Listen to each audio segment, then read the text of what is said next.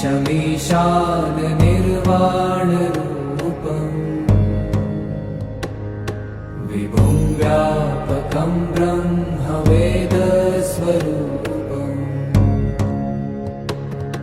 निजं निर्गुणं निर्विकल्पं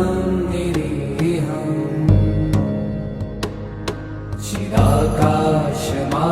चिदाकाशमाकाशवासं भजेऽहम्